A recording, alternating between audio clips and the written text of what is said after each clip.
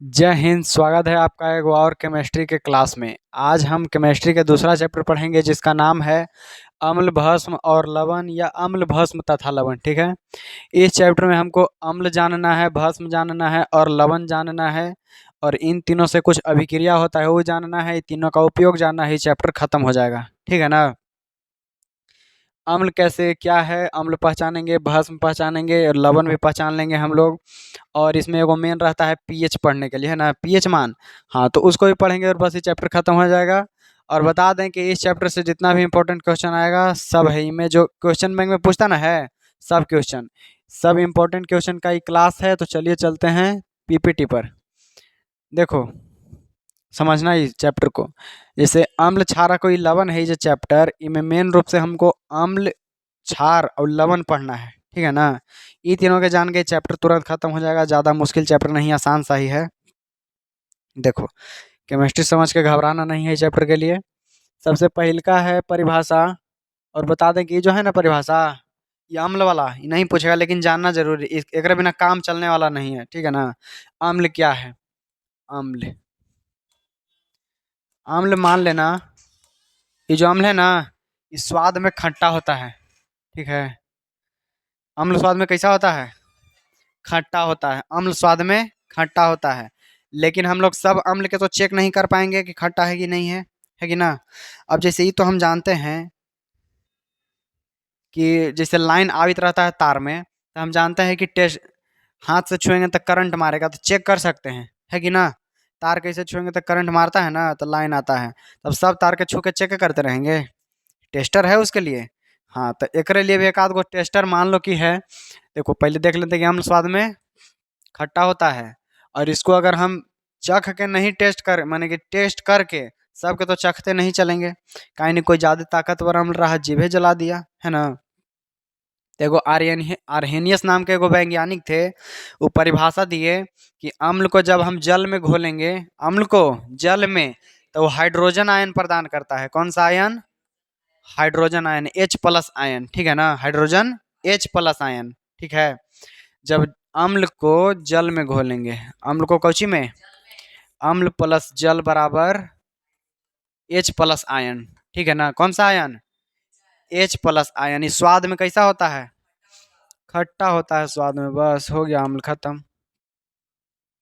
ये देखो अम्ल के प्रकार, जो अम्ल है ना, वो दो प्रकार के होता है। अम्ल के प्रकार के, दो प्रकार के। एगो अम्ल होता है ताकतवर, एगो कमजोर। एगो ताकतवर, एगो कमजोर। ताकतवर के हम प्रबल भी कह सकते हैं, और कमजोर वाला के दुर्बल।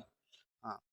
जो ताकतवर अम्ल रहेगा ओकरा पानी में घोलेंगे ना, तो बहुत अच्छा से घुल जाएगा, वो पानी में घुल जाएगा, घुल जाएगा अच्छा से, है ना, पूरा अच्छा से घुल जाएगा। लेकिन जो कमजोर रहेगा वो अच्छा से नहीं घुलेगा, वो आंशिक रूप से कम कम घुलेगा, आंशिक रूप से घुलेगा, आंशिक रूप से घुलेगा, माने कि कम घुलेगा। और लेकिन हाइड्रोजन आयन, हाइड्रोजन आयन कौन प्रदान करेगा? दोनों करेगा। हाइड्रोजन दोनों करेगा, कि अम्ल है ना, तो एच दोनों। ई खाली हम जानेंगे कि जो ताकतवर अम्ल है वो घुल जाएगा अच्छा से, लेकिन जो ताकतवर नहीं है वो अच्छा से नहीं घुलेगा। ये देखो, अम्ल दो प्रकार के होते हैं, को प्रबल अम्ल, तो वैसा अम्ल को प्रबल अम्ल कहते हैं जिसको पानी में घोलने पर पूर्ण रूप से, मतलब बहुत अच्छा से घुल जाता है, बहुत अच्छा से। हाँ, और घोल के H+ आयन प्रदान करता है। ठीक है। और देखो, हाँ, जैसे में इधर देख लो, अम्ल है हाइड्रोक्लोरिक अम्ल, है ना, HCl, इस सबके तो नाम पता होगा। H2SO4, H2SO, सल्फ्यूरिक अम्ल, HNO3, नाइट्रिक अम्ल, ये तीनों अम्ल है। ठीक है ना। एकरा अगर हम घोलेंगे जल में, तो कौन सा आयन? Hydrogen H+ ion. खाली इतना ही याद रखना, ठीक है ना। चलो अब देखते हैं दुर्बल अम्ल क्या है। तो वैसा अम्ल को दुर्बल अम्ल कहते हैं जो पानी में आंशिक रूप से घूमता है, घुलता है पानी में, माने कि कम कम घोराता है। ठीक है। और लेकिन हाइड्रोजन आयन प्रदान करता है। जिसमें में देखो CH3COOH कार्बोक्सिलिक एसिड हो गया, और H2CO3 कार्बोनिक एसिड, ये दो हो गया नाम, ये दोनों का नाम लिख लेंगे अलगे। बाकी परिभाषा तो हम तुमको ऐसे ही याद करा देंगे, ये जो पढ़ी, ठीक है ना, शॉर्टकट से एकदम। ये देखो भस्म के बात आता है। किसके? भस्म के। अम्ल होता है खट्टा, भस्म होता है कड़वा। भस्म कैसा? कड़वा होता है ना। भस्म कड़वा होता है। सब भस्म कड़वा होता है, लेकिन सब भस्म को हम टेस्ट कर सकते हैं, चख नहीं सकते। तो चख नहीं सकते हो तो क्या करेंगे, इसको घोलेंगे पानी में, क्या करेंगे, और पानी में घोलेंगे तो ये हमको देगा OH आयन। कौन ion, OH minus ion, OH। हाँ बस जान जाएंगे कि भस्म है। तो देखो, भस्म वैसे पदार्थ को कहते हैं जो स्वाद में कड़वा होता है। स्वाद में कैसा लगता है, कड़वा। वही बात है, धर लिया है बहाना, तनी शुक्र है 1 जनवरी के बाद आएंगे। बढ़िया दिन देखता है, सोमवार से पढ़ेंगे, इतवार के नहाएंगे, वो वाला लड़का है ये। देखो जी, कह रहे थे आर्हेनियस के अनुसार अम्ल के परिभाषा। तो जब अम्ल को हम जल में घोलेंगे, कौची भस्म भस्म भस्म, बार बार अम्ल आ रहा है देखो। हाँ। भस्म को जब हम जल में घोलेंगे, जल में, तो देगा हमको OH माइनस आयन, ठीक है ना। और अम्ल को घोलते हैं तो H प्लस आयन, है ना, H प्लस और OH माइनस देगा। देखो, वैसा पदार्थ जिसको जल में घोलने पर OH माइनस आयन प्रदान करता है उसे भस्म कहते हैं, ठीक है ना। ये OH माइनस आयन प्रदान करता है। चलो, अम्ल भस्म खत्म, इतना ही था अम्ल और भस्म में। चैप्टर नहीं हुआ खत्म, खाली ये दोनों खत्म। हाँ, ये देखो अब एगो रंजक दिख रहा है, रंजक, रंजक, रंजक आता है। इसको हमने डाई भी कहते हैं, DYE। अरे जब माथवा में लगाते हैं ना डाई, वही रंजक, ठीक है ना। एकरा चाहे हमने इंडिकेटर भी कहते हैं, क्या कहते हैं, इंडिकेटर। इंडिकेटर माने सूचक, है ना, कुछ होगा सूचक। सूचक अगला एक आगे वाला क्वेश्चन है, पहले रंजक देख लो। वैसा पदार्थ को रंजक कहते हैं जो कोई विलयन में घुल कर रंग उत्पन्न करे। कौची करे, रंग उत्पन्न करे। रंग उत्पन्न करे का मतलब कि रंग उत्पन्न करके हमको कुछ इंडिकेट करे, कुछ सूचना दे, है कि ना। रंग उत्पन्न करके कुछ सूचना दे। जैसे मान लो कि होली के दिन आ गया, हमारे पास हरा रंग है। कैसन कलर है, हरा रंग है। हमको हरा रंग देख ही नहीं रहे हैं, हम उठा के एकरा पानी में डाल देंगे, है ना। पानी में डाल देंगे तो पानियों के कर देगा हरा। हाँ, तो हम जान जाएंगे कि हरा रंग के सूचक है, ठीक है, हरा रंग के सूचक है। तो वैसा पदार्थ जो किसी विलयन में घुल कर रंग उत्पन्न करे उसको रंजक कहते हैं। सूचक जैसे में हो गया हल्दी, है कि नहीं जी, हल्दी डालो पीला हो जाता है ना। ये चलो, अब देखते हैं एकरा से कैसन सवाल आएगा। तो देखो, सूचक, रंजक, सूचक वही है। एकरा हमने इंडिकेटर भी कहते हैं। अच्छा, जो सूचक रहता है वो कौची देता है, सूचक है तो क्या देता है, हाँ रंग तो देता ही है, लेकिन सूचक सूचना हमको देता है, ठीक है ना। सूचक हमको सूचना देता है ना, सूचना देता है। कौची का सूचना देगा, अम्ल भस्म के है चैप्टर, तो वह सूचना देगा कि कौन अम्ल है कौन भस्म है। देखो, इंडिकेटर किसे कहते हैं, किसी एक संश्लेषित सूचक का नाम बताइए, है कि नहीं। देखो, सूचक क्या है, सूचक देख लेते हैं पहले इधर। वैसा पदार्थ जिसकी सहायता से किसी को हम पहचान पाते हैं कि अम्ल है या भस्म है, या फिर वो उदासीन विलयन है। मतलब कि कोई पानी रखा हुआ है, उसको हमको चेक करना है, टेस्ट वेस्ट नहीं करना है, तो हम ओकरा में सूचक डालेंगे। अगर माने कि वो जैसन रंग दे, है ना, अभी जानेंगे आगे, अभी कोई निश्चित तो नहीं लिए हैं। तो हम कोई भी बता सकता है कि अम्ल है या भस्म है या उदासीन है, माने कि कुछ न है, ठीक है, नॉर्मल है, चाहे कड़वा है चाहे खट्टा है। ये देखो, इसके बारे में पता चलता है, वो कुछ कहते हैं, सूचक कहते हैं। सूचक याद कर लेना है कि वैसा पदार्थ जिसकी सहायता से अम्ल, भस्म या उदासीन का पता चलता है उसको सूचक कहते हैं, ठीक है ना। एकरा में इंग्लिश में इंडिकेटर कहते हैं। एगो सूचक देखो इधर, मिटा लो पहले ही। देखो, हमको एगो सूचक एकदम सबसे बढ़िया एगो आता है, लिटमस पत्र, याद है ना, लिटमस पत्र, लिटमस पत्र, पेज है सादा, लाओ एकरा में, लिटमस पत्र, है कि ना। वो होता है लिटमस पत्र, पता है ना लिटमस पत्र के बारे में। लिटमस पेपर होता है, लिटमस पत्र। लिटमस पत्र को अगर हम अम्ल में डालते हैं, कौची में, अम्ल में डालते हैं, अम्ल में, तो कैसा लिटमस पत्र, तो नीला लिटमस पत्र, नीला, हाँ नीला। नीला लिटमस पत्र को हम अम्ल में डालते हैं तो वो लाल हो जाता है। कैसन हो जाता है, लाल हो जाता है। अब अगर नीला लिटमस पत्र के हम भस्म में डालेंगे तो कुछ नहीं होगा, नहीं होगा, वैसने रहेगा। नीला लिटमस पत्र को हम अम्ल में डालेंगे तो कैसन हो जाता है, लाल। और अगर लाल लिटमस पत्र को, लाल लिटमस पत्र को डालेंगे भस्म में, है ना, कौची, लाल कैसे, नीला ना हो जाएगा, ई नीला हो जाएगा, कुछ हो जाएगा नीला। लाल लिटमस पत्र को भस्म में डालने पर नीला हो जाएगा, और नीला लिटमस पत्र को अम्ल में डालने पर लाल हो जाएगा। तो हमको एगो इसे एगो पेपर से हम नहीं जान सकते हैं ना, लिटमस पत्र को हमारा यूं तो इसे डुबा के डाल जान सकते हैं कि अम्ल है कि भस्म है ना। एक एगो छोटे को ट्रिक बना लेना कि नीला लिटमस पत्र कौची, हाँ, अम्ल में डालेंगे नीला लिटमस पत्र, कैसन, नीला, तो ये बन जाएगा लाल, तो ये हो गया अनील, है ना। अम्ल में डालेंगे नीला लिटमस पत्र तो बन जाएगा लाल, तो एगो ट्रिक हो गया अनील। एगो आओ देखो, भस्म के क्षार कहते हैं ना, तो छा से छलनी छ लिख दो। क्षार में डालेंगे, छा नहीं लिखना है, क्षार में डालेंगे लाल लिटमस पत्र, कैसन, तो हो जाएगा नीला, तो छ ल नी, छलनी हो गया। अनिल छलनी याद रखना अपनाओ का, ठीक है, याद हो जाएगा इसे ही, काहे कि वाला ऑब्जेक्टिव में तुमको बड़ी ज्यादा काम करेगा, और सब्जेक्टिव में आ गया तो मौज कट जाएगा इससे, है कि ना। ये क्वेश्चन याद करे वाला एकदम चीज है, इसको याद कर लेना। ये देखो वही यहाँ पर यह दिया हुआ है यहाँ कि अगर कोई विलयन अम्ल है तो उसमें नीला लिटमस पत्र डालते हैं तो लाल हो जाता है ना, कैसन हो जाता है, लाल। और इसी प्रकार भस्मीय विलयन में लिटमस, भस्मीय भस्मीय विलयन में लिटमस पत्र का लाल वर्ण नीला हो जाता है, लाल है जो कैसन हो जाता है भस्म में, नीला। और उदासीन विलयन में अप्रभावित माने कि कोई प्रभाव नहीं पड़ता है। संश्लेषित सूचक का संश्लेषित सूचक देखो, एगो है मिथाइल ऑरेंज और फिनोल्फथेलिन, दो याद कर लें, वो लिटमस पत्र हो गया, मिथाइल ऑरेंज और फिनोल्फथेलिन संश्लेषित सूचक ही हो गया, ठीक है ना। अब देखो अम्ल और क्षारक में अंतर, अम्ल और क्षारक में अंतर, एकरा अंतर तनी 5 गो पूछता है, 5 गो हर 7 गो है तो बढ़िया है कि ना। अम्ल स्वाद में खट्टा होता है, ये तो सबसे पहले लिखेंगे, है ना, ये तो दौड़ल दौड़ल लिखेंगे। और हाइड्रोजन आयन वाला भी दौड़ के लिखेंगे, कहाँ गया देखो, ये जल में हाइड्रोजन आयन देता है ना।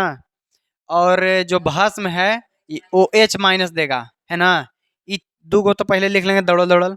उसके बाद यह नीला लिटमस पत्र को लाल कर देता है ना, और ये लाल लिटमस पत्र को नीला कर दे। 3 गो एकदम पक्का याद होगा, 3 गो, 2 गो लागी चोरी उरी कर लेना, जुगाड़ अपन लगाना, देखो कैसे जुगाड़। यह क्षारक को उदासीन कर देगा, क्षारक को उदासीन कर देगा, और ये अम्ल को उदासीन कर देगा, और ये अम्ल को उदासीन कर देगा। कहे के मतलब है कि तुम क्या करो ना, कि करेला लो, करेला कड़वा लगता है, माने कि भस्म है। एगो आओ तुम अम्ल जैसे खट्टा नींबू ले लो, ठीक है, थोड़ा सा नींबू खाओ तो पूरा मन एकदम ऐसे ना हो जाता है, मुंह में कैसे चिंगड़ा जाता है। फिर थोड़ा सा करेला खा लो तो एकदम नॉर्मल हो जाएगा ना।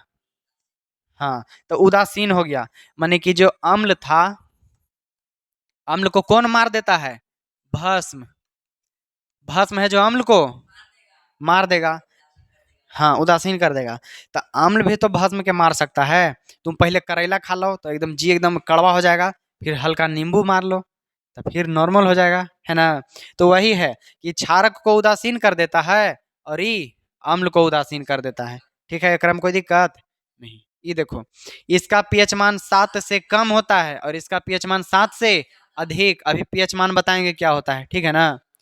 हाँ, 1 से लेके 14 तक एगो मान लो कि स्केल है, 1 से लेके 14 तक एगो पट्टी खींचल है, जरा बीच बीच पॉइंट कौन होगा, 7। तो 7 से नीचे वाला के हमनी अम्ल कह देंगे, और 7 से ऊपर वाला के भस्म चाहे क्षार कह देंगे, ठीक है ना। और 7 वाला के कुछ नहीं कहेंगे, उदासीन कहेंगे, उदास है वो। चलो बस इस 7 गो, ये 5 गो 6 गो हो गए याद, एकदम एकदम पक्का याद रखना है, ठीक है ना, 6। ओकर बाद है, हाँ, हल्दी वाला देख लो, घर हूँ कर सकता है ट्राई, हल्दी वाला।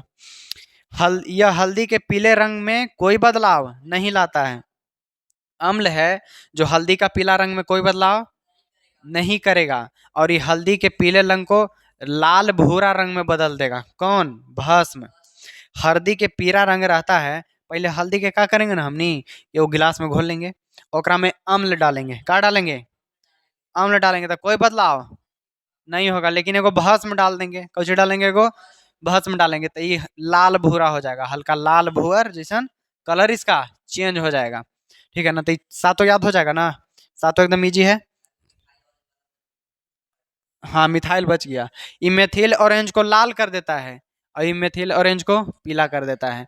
लाल पीला अपन निकाल लेना कैसे हूँ। अब चलो, अब देखो एक वाव अंतर है क्षार, क्षारक और क्षार में। ये कभी पूछा उछा नहीं है लेकिन देख लो फिर भी देख लेते हैं। सभी क्षारक जल में विलीन नहीं होते हैं। ये है जो जल में सब माने क्षारक है ना ढेर सारा, मान लो ढेर सारा क्षारक है, सब जल में घोराता नहीं है, लेकिन जितना भी क्षार है ना, क्षार एक एक जल में घोला जाएगा, एक एक जल में। हाँ मान लो कि ढेर सारा रखल है, ढेर सारा ढेर सारा ढेर सारा, तो एकरा में से आधा घोराएगा चाहे नहीं हो, लेकिन ई है जे एक एक घोरा जाएगा जल में। ठीक है ना। अब देखो दूसर का है कि सभी क्षारक क्षार नहीं होते। ये जो सब क्षारक है ना वो क्षार नहीं होगा, लेकिन सभी क्षार क्षारक होगा। क्षार, ये जो क्षार है ये क्षारक बन सकता है, क्षार है जो क्षारक, लेकिन क्षारक क्षार नहीं बन सकता था ना। कहा कि क्षारक, सभी क्षारक क्षार नहीं होता, माने कि क्षारक है जो क्षार नहीं बन सकता, लेकिन सभी क्षारक क्षार होते हैं। जो क्षारक है जो क्षार है वो क्षारक बन सकता है। ये कभी पूछता उछता नहीं है, लेकिन अभी देख लेंगे ठीक है ना। चलो पूछेगा तो सही है ना, तो डबल ऑप्शन रहेगा, नहीं याद रहेगा तो स्किप करना है इसको। चलो हाँ, ई देखो सबसे एकदम केमिस्ट्री में पूछेगा तो ऑब्जेक्टिव खूब, ये केकरा में कौन अम्ल है ना, एकरा लिए कुछ जुगाड़ लगाए हो। इसको याद करके कुछ कुछ उपाय जुगाड़ लगाएंगे हम लोग, ठीक है ना। देखो कैसे जुगाड़ लगाएंगे। सिरका देखते हैं है ना, विनेगर।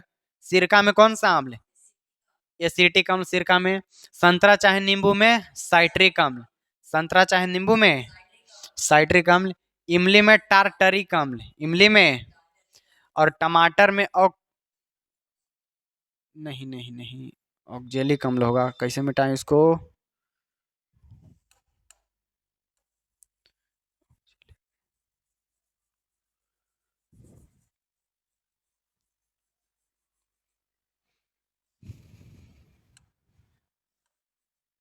ओह,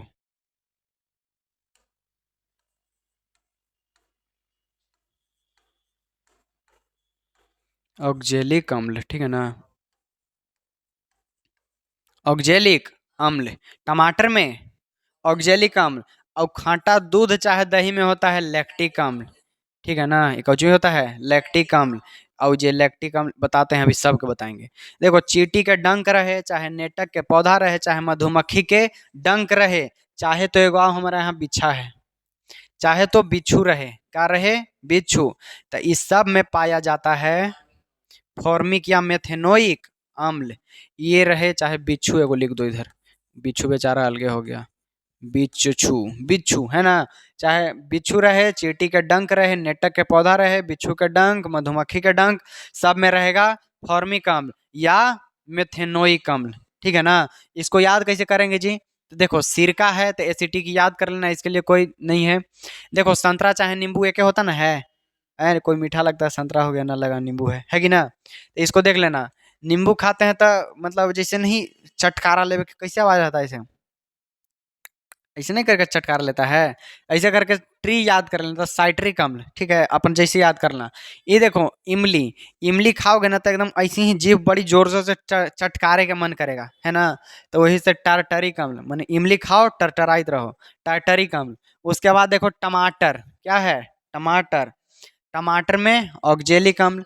खट्टा दूध चाहे दही लैक्टिक अम्ल। ये जो दूध चाहे दही है ना, पहले दूध रखो, ओकरा में दूध रहता ना है, उमें एगो रहता है लैक्टोबैसिलियस, ठीक है, सूक्ष्म जीव के नाम है लैक्टोबैसिलियस। वह लैक्टोबैसिलियस है ना जो बनाता है दही, क्या बनाता है, दही, दूध से बना देता है दही। तो लैक्टोबैसिलियस बनाता है, यह लागी एकरा में रहता है लैक्टिक अम्ल रहता है। ये देखो चींटी के डंक, नेटक के पौधा, मधुमक्खी के डंक चाहे बिच्छू, एकरा में फॉर्मिक या मेथेनोइक अम्ल रहता है।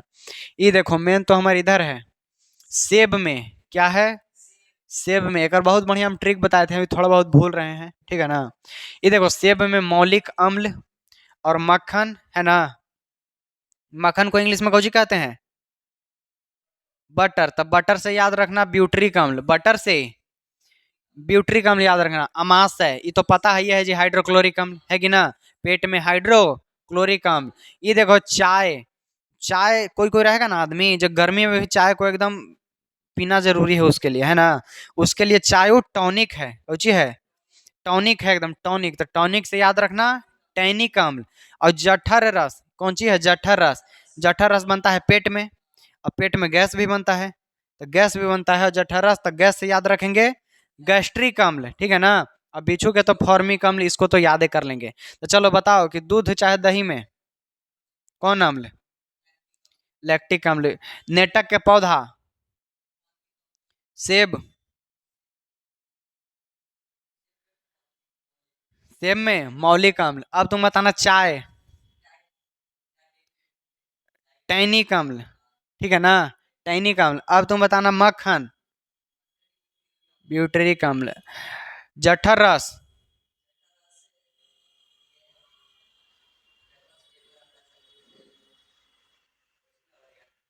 गैस्ट्रिक अम्ल, ठीक है ना। चलो इसको देख लेना, याद कर लेना लिख के, ठीक है ना। इस सब ऑब्जेक्टिव में तुमको बहुत ज्यादा काम आएगा। इसके बाद का सवाल है पीएच। अभी पीएच बता रहे थे ना, पीएच मन जाना पावर ऑफ हाइड्रोजन। पी से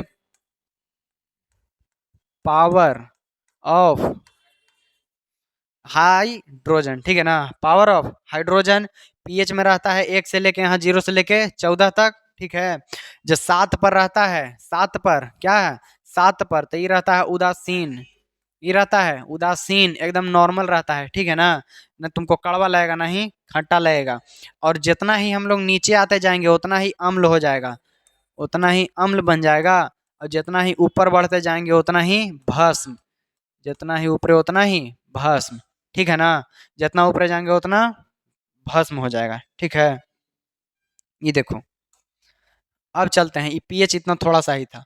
हमारे दैनिक जीवन में पीएच को पूछेगा ऐसे करके, ठीक है ना, डायरेक्ट पीएच नहीं पूछता है। कभी आ जाएगा कोई के पीएच मान पूछने के लिए आएगा ना, तो पूछ देगा ऑब्जेक्टिव में, ना तो नहीं।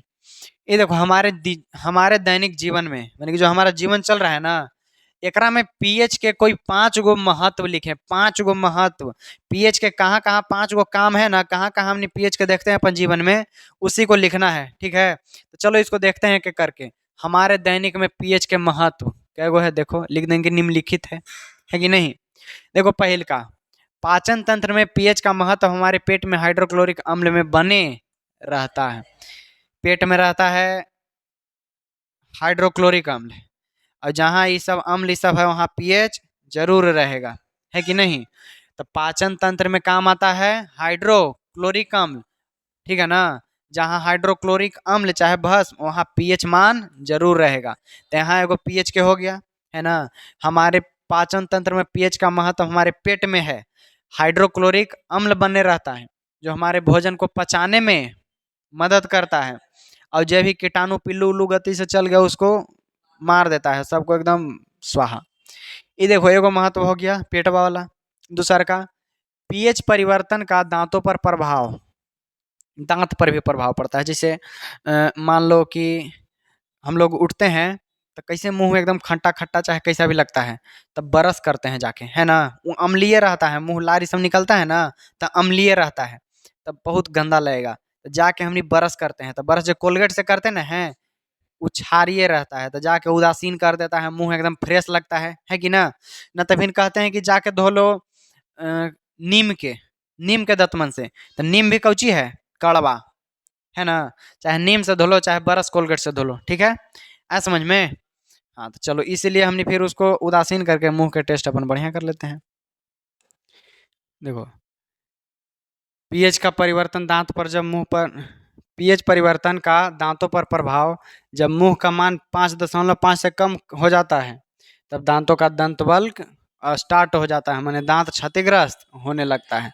तो जहाँ ये सब आ जाएगा अब पीएच के मान, है ना, पीएच के मान आ गया तो एकरो में लिख दिया, 5 गो लिखना है। तो ये चलो थकान के समय, अब देखो थकान होता है हम लोग को जब हम लोग सांस लेते हैं और जब कुछ काम करते रहते हैं, बताए थे कौन सा चैप्टर में, श्वसन में। श्वसन में है ना, कि श्वसन में जब अवायवीय श्वसन, मान लो हम लोग कोई काम कर रहे हैं, हमारा शरीर के मांसपेशियां का ज़्यादा ऑक्सीजन चाहिए, है कि नहीं, काम कर रहा है थक गया तो ज़्यादा ऑक्सीजन चाहिए, लेकिन पर्याप्त ऑक्सीजन न मिलने के कारण वो जब ऊर्जा बनाता है तो ऊर्जा के साथ साथ लैक्टिक अम्ल भी बनाता है। और जहाँ अम्ल के बात आ गया वहाँ पीएच के महत्व जरूर होगा। तो देखो, थकान के समय शरीर के मांसपेशियों में अम्ल की उत्पत्ति अम्ल की उत्पत्ति हो जाती है, ये पता है ना। शारीरिक परिश्रम करने से लैक्टिक लैक्टिक अम्ल बनता है। माने शारीरिक परिश्रम माने कि कुछ काम धाम करने से लैक्टिक अम्ल बनता है शरीर में, जो हमारे शरीर की मांसपेशियों में दर्द और काड़ापन ला देता है। देखना, जब बॉडी बिल्डर सब रहता है हाथ कैसे काड़ा हो जाता है एकदम, आदत हो जाता है लैक्टिक अम्ल दर्द के साथ जीने में, है ना। दर्द के साथ जीने में बॉडी बनाते बनाते आदत हो जाता है। ये चलो आगे समझ में ये बोला। जहां जहां अम्ल के रहेगा वहां लिख देना। एक बार देखो, घर में वो देखा है प्रचार टीवी में जी, कि बर्तन में से चिकनाई नहीं जा रहा है एगो के, तब आएगा एगो नींबू कि इसमें है 100 नींबुओं की शक्ति, और नींबू उड़ के आएगा, इसे चिकन करके बर्तन चल जाएगा। तो वहां भी अम्ल के होगा। अम्ल के प्रयोग से बर्तन के धब्बों को दूर करना, है ना। अम्ल के प्रयोग से बर्तन के दाग धब्बा के दूर करना। देखो, बर्तन की सतह को नींबू के एक टुकड़े से रगड़ कर साफ कर देने से बर्तन की चमक वापस लौट आती है। तो इसलिए हुआ क्योंकि नींबू के रस में सिट्रिक अम्ल होता है ना। अम्ल से वो बर्तन बढ़िया से साफ हो जाता है। तो पीएच महत्व माने अम्ल के महत्व यहाँ भी हो गया हमारे जीवन में, है ना। अब चलो लास्ट, खेत के पीएच मान होता है, ठीक है ना। देखो, मिट्टी का पीएच मान माने अपन खेत के मिट्टी का पीएच 7 के आसपास रहने पर ही अधिकांश पौधों की वृद्धि संतोषजनक ढंग से होती है। माने जब 7 के आसपास रहता है ना पीएच, तबे उसका वृद्धि बढ़िया से हो पाता है। मिट्टी के अत्यधिक अम्लीय या क्षारीय होने पर पौधों की वृद्धि बाधित हो जाती है। अगर मिट्टी का पीएच मान 7 के आसपास रहेगा, चाहे 7 रहेगा, तो अगर में बढ़िया बढ़िया फसल उपजेगा, जितना चाहोगे उतना उपजेगा। लेकिन चाहे तो 7 से कम हो जाए या 7 से ज्यादा हो जाए, माने कि चाहे अम्लीय हो जाए चाहे क्षारीय हो जाए, है ना जी। अम्लीय क्षारीय हो जाए तो मिट्टी के फसल बाधित हो जाते हैं, माने कि कम उपज लगेगा, है ना। मिट्टी के अत्यधिक अम्लीय रहने पर उसमें कली चूना, हाँ ये देखो, मिट्टी अगर ज्यादा अम्लीय हो जाए तो ओकरा में हमने भस्म डालेंगे, हाँ। तो कली चूना या भाखरा चूना या कैल्शियम कार्बोनेट डालकर उसका पीएच नियंत्रित किया जाता है। अगर पीएच मान अगर अम्ल दने जा रहा है तो ओकरा में क्षार मिला दो, और क्षार दने जा रहा है तब अम्ल मिला दो, है कि ना। ऐसे ही करके ओकरा उदास कहते हैं, है कि नहीं। और यही इस चैप्टर का लास्ट क्वेश्चन या सेकंड लास्ट क्वेश्चन होगा, उदासीनीकरण अभिक्रिया, ठीक है। चलो आगे बढ़ते हैं अब अम्ल वाला ही चैप्टर। हाँ देखो, धातु के साथ अम्ल की अभिक्रिया, ये तो हम पहला चैप्टर में बताए थे, है ना। धातु की धातु के साथ अम्ल की अभिक्रिया होने पर सामान्यतः कौन सी गैस निकलती है, बताओ। Hydrogen gas. एक उदाहरण दीजिए, ये 13 में पूछल है और 20 में पूछल है। जब धातु के साथ कोई अम्ल अभिक्रिया करता है तो हाइड्रोजन गैस निकलती है, हाइड्रोजन गैस निकलती है ना। ये हमेशा याद रखना, ऑब्जेक्टिव में भी आ जाता है कभी कभी। एगो दे दो, जिंक प्लस H2SO4 तो बन जाएगा ZnSO4 और H2। ये कौन सा अभिक्रिया हो रहा है,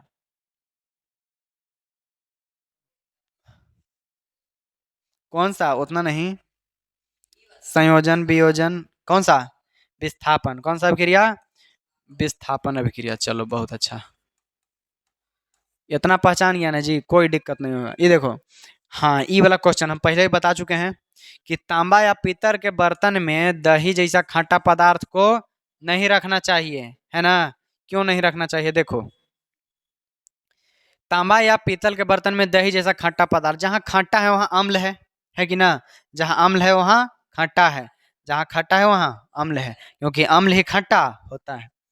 देखो, दही जैसन खट्टा पदार्थ को पदार्थ में अम्ल पाया जाता है ना।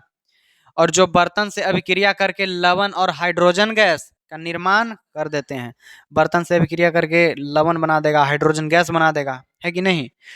जिससे कहाँ गया, जो कि विषैला होता है, जो ये सब खाने के लायक नहीं रह जाता है। अभिक्रिया हो जाता है बर्तन से, कोची के जी, तो तांबा पीतल के बर्तन से जब अभिक्रिया हो जाएगा, विषैला हो जाएगा, खाने लायक नहीं रहेगा। इसीलिए तांबा या पीतल के बर्तन में दही जैसा खट्टा पदार्थ को नहीं रखना चाहिए। ये 22 में क्वेश्चन पूछल है, 23-24 नहीं पूछा है, शायद 25 में आ जाए, है कि नहीं। कुछ कहना है तो इसको याद कर लेंगे। ठीक है। ये सब क्वेश्चन तुमको मान लो कि रिवीजन टाइप के हो रहा है कि ना। सब इजी इजी क्वेश्चन है। अपन सोशल साइंस जैसा नहीं है, वो थोड़ा हार्ड रहता है।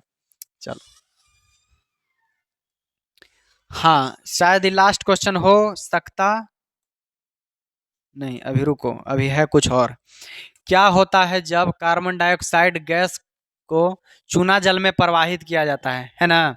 कार्बन डाइऑक्साइड गैस को चूना जल में प्रवाहित करता है। देखो, दो बार करना है प्रवाहित, एगो कम मात्रा में, एगो ज्यादा मात्रा में। तो देखो पहले कम करते हैं। आए सेंटअप में, वाह, आ सकता है, कोई चांस नहीं है। सेंटअप में आया था। आए, एकदम ना, 100% सच है।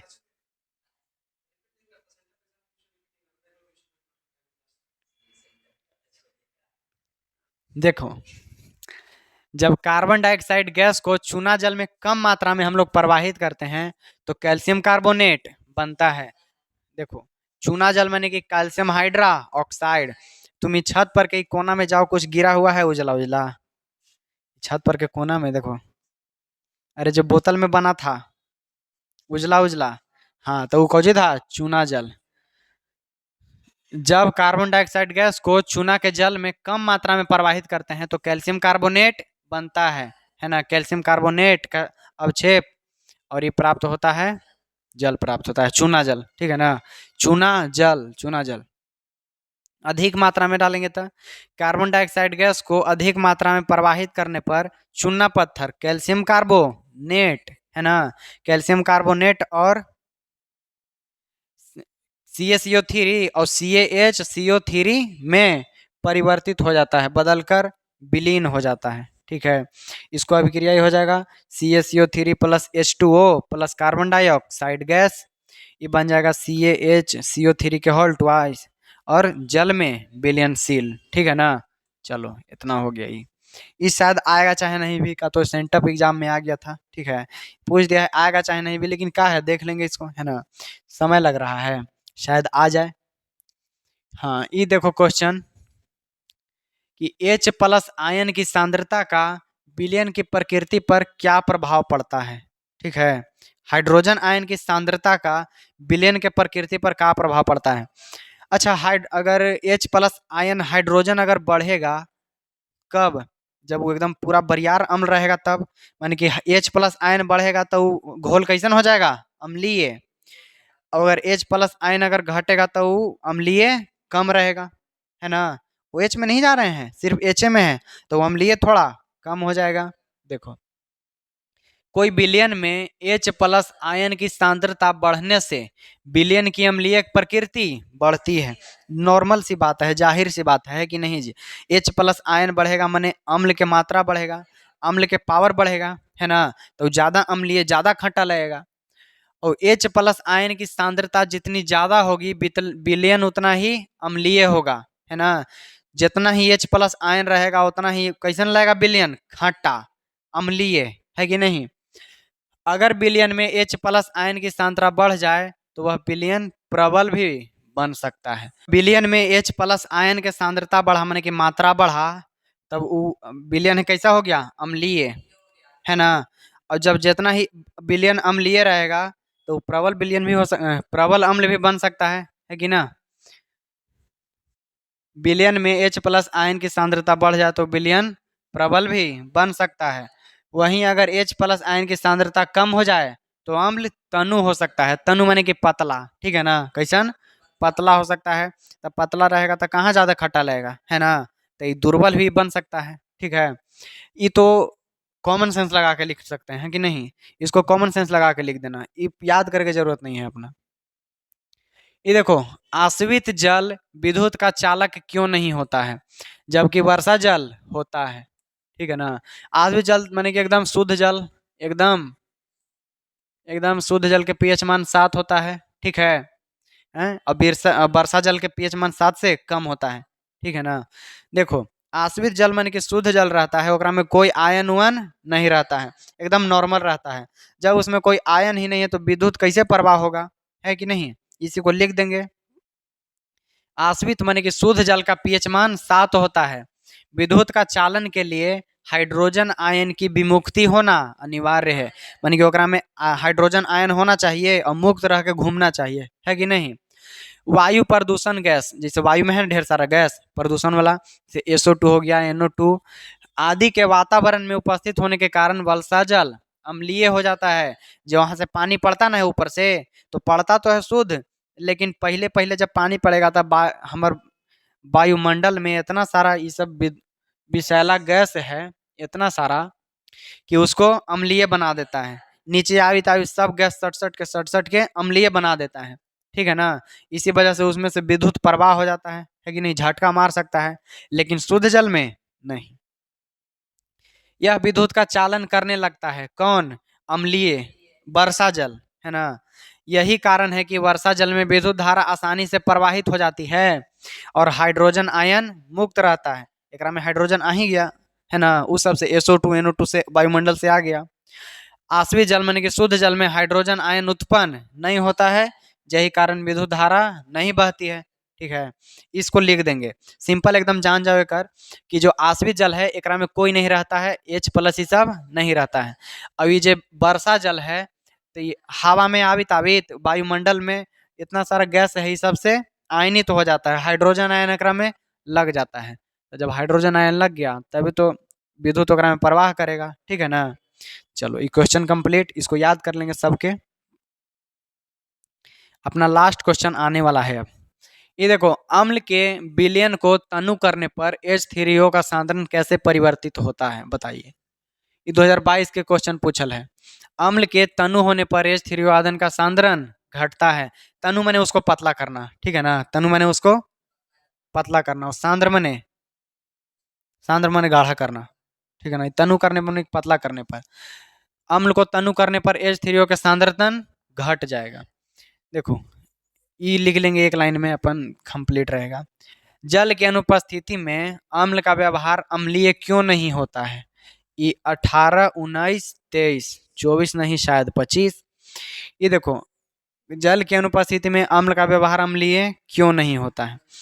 जब हम अम्ल को जल में घोलेंगे तभी ना हाइड्रोजन आयन देगा, और जितने हाइड्रोजन आयन देगा उतने हमको खट्टा लगेगा, माने कि उतने अम्लीय लगेगा। देखो इसको, अम्ल का अम्लीय व्यवहार हाइड्रोजन आयनों की मौजूदगी की वजह से होता है। मतलब कि अम्ल में हाइड्रोजन आयन जब जल घोलेंगे तभी आएगा, है ना, और जल नहीं रहेगा तो नहीं आएगा। अम्ल का अम्लीय व्यवहार, अम्लीय माने कि खट्टा उटा लगना, जैसे आयन की मौजूदगी की वजह से होता है। जो अम्ल पानी में घुलने पर बनते हैं, पानी की मौजूदगी में अम्ल के आयनीकरण की मदद से होता है, जिससे हाइड्रोनियम आयन बनते हैं। देखो हाइड्रोनियम H3O+ आयन है। पानी की उपस्थिति में अम्ल हाइड्रोजन आयन नहीं बनाते हैं, इसीलिए अम्लीय व्यवहार नहीं दिखाई देते। यहाँ सिंपल सिंपल हमको देखना है कि जब अम्ल का व्यवहार तभी अपना दिखाएगा जब वो पानी में घुल जाए, है ना। आयनों की मौजूदगी वजह से होता है, से H+ आयन की वजह से होता है, उसका अम्ल का अम्लीयता दिखता है। जो अम्ल पानी में घुलने पर बनता है, जो अम्ल पानी में घुलता ना है तब बनता है, अम्ल पानी में घुलता है तभी ना H+ आयन बनता है जी। और जब तक H+ आयन नहीं रहेगा, जब तक वो खट्टा उटापन अम्ल के प्रभाव नहीं दिखाएगा, ठीक है ना। चलो इसको फिर से एक बार पढ़ लेते हैं कि पानी की मौजूदगी में आयनीकरण की मदद से होता है। ये H+ आयन कब बनता है, पानी के मौजूदगी में, मतलब कि जब पानी ओकरा में घोलेंगे ना तब H+ आयन बनता है, जिससे हाइड्रोनियम आयन बनते हैं, ई वाला आयन, ठीक है ना। पानी की अनुपस्थिति माने कि पानी जब न रहे तो अम्ल हाइड्रोजन आयन नहीं बनाता, हाइड्रोजन आयन वो नहीं बनाता, इसीलिए अम्लीय व्यवहार नहीं दिखाई देते हैं। ये क्वेश्चन तुमको अगर थोड़ा बहुत हार्ड लग रहा है हार्ड, ये हार्ड क्वेश्चन समझ में आया, ये समझ में आ गया ना। समझ में आ गया तो तुम कुछ भी याद कर सकते हो। चलो आगे चलते हैं, सेकंड लास्ट क्वेश्चन, उदासीनीकरण अभिक्रिया क्या है ना। उदासीनीकरण अभिक्रिया क्या है। अम्ल है जो खट्टा है, भस्म है जो कड़वा है, खट्टा कड़वा के मार देगा, कड़वा खट्टा के मार देगा, उदास हो जाएगा, मैंने कुछ नहीं बचेगा, उदासीनीकरण अभिक्रिया। 16 18 21 में पूछा है क्वेश्चन, ध्यान देना इसको। अम्ल और क्षारक के बीच रासायनिक अभिक्रिया के बाद लवण और जल बनता है, ठीक है ना, लवण और जल बनता है। अम्ल और क्षारक एक दूसरे को उदासीन कर देते हैं। क्या कर देते हैं? उदासीन कर देते हैं। इस अभिक्रिया को उदासीनीकरण अभिक्रिया कहते हैं। ठीक है ना, अम्ल है जो क्षारक को मार देता है, क्षारक है जो, और इसी को हम लोग कहते हैं उदासीनीकरण अभिक्रिया। एग्जाम्पल इसके लिए दे देना, हाइड्रोक्लोरिक अम्ल में डालेंगे सोडियम हाइड्रोक्साइड भस्म, है कि ना, ये अम्ल है, ये भस्म है, जब दोनों को मिलाएं तो NaCl लवण बन गया, NaCl लवण नमक, है ना, और निकला हाइड्रो H2O, है कि नहीं, डाइहाइड्रोजन मोनोऑक्साइड। ठीक है ना, H2O बन गया। एक बार देखो, सल्फ्यूरिक अम्ल H2SO4 और सोडियम हाइड्रो ऑक्साइड जब मिलाएंगे तो ये बन गया Na2SO4 और H2O। अच्छा, ये वाला देख के बताओ तो कौन सा अभिक्रिया हो रहा है, देख लो कौन सा, द्विविस्थापन। चलो ये सब पहचान लोगे ना, ये सब अभिक्रिया पहचानने में लेट नहीं करना। आगे बढ़ते हैं, उसको देख लेना। अम्ल है जो भस्म को मार देगा, भस्म अम्ल के मार के उदास हो जाएगा, खत्म। आयोडीन युक्त नमक है, आया था सेम। आयोडीन युक्त नमक के उपयोग की सलाह क्यों दी जाती है कि ना, ताकि घेंघा रोग ना हो। आयोडीन युक्त नमक के उपयोग पर काफी जोर दिया जाता है, क्योंकि आयोडीन हमारे शरीर के लिए आवश्यक तत्व है। ठीक है ना, इसकी कमी से थायराइड से संबंधित रोग होते हैं। आयोडीन की कमी से कौन रोग हो जाएगा? थायराइड हो सकता है। ठीक है ना, थायराइड यहाँ, हाँ। आयोडीन की कमी से आमतौर पर घेंघा रोग होता है कि नहीं, घेंघा रोग होता है आयोडीन की कमी से। साधारण नमक में थोड़ा सा पोटेशियम आयोडाइड या तो पोटेशियम आयोडाइड मिलाने पर, दोनों तो वही है, पोटेशियम आयोडाइड मिलाने पर आयोडाइज्ड नमक बनता है, माने कि आयोडीन युक्त नमक बनता है। क्या बनता है? आयोडीन युक्त नमक। साधारण नमक में पोटेशियम आयोडाइड मिलाने पर, ठीक है ना, पोटेशियम आयोडेट या पोटेशियम आयोडाइड। साधारण नमक में अगर ये दो चीज मिलाएं तो आयोडीन आयोडीन वाला नमक बनता है। ठीक है ना, ठीक है। हाँ। साधारण नमक में क्या मिलाएंगे? पोटेशियम आयोडेट या पोटेशियम आयोडाइड, तो बन जाएगा आयोडीन युक्त नमक। ये नहीं लिखना है तो मत लिखना। इसके सेवन से शरीर में आयोडीन की कमी नहीं होती है। आयोडीन की कमी से कौन रोग हो जाता है?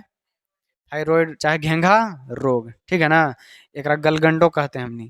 चलो ये हमारा लास्ट क्वेश्चन था इस चैप्टर का। देखो ये चैप्टर है, इस चैप्टर के तो सब क्वेश्चन खत्म हो गया। अगला चैप्टर में हम मतलब इस चैप्टर का अगला क्लास करेंगे। ई क्लास में करेंगे कि जौन सा सवाल आएगा। ठीक है ना, ये तो पूरा चैप्टर समझ लिया आज, इस चैप्टर से आने वाला एक एक सवाल हम करेंगे। आज के लिए इतना ही, मिलेंगे अगला क्लास में कल।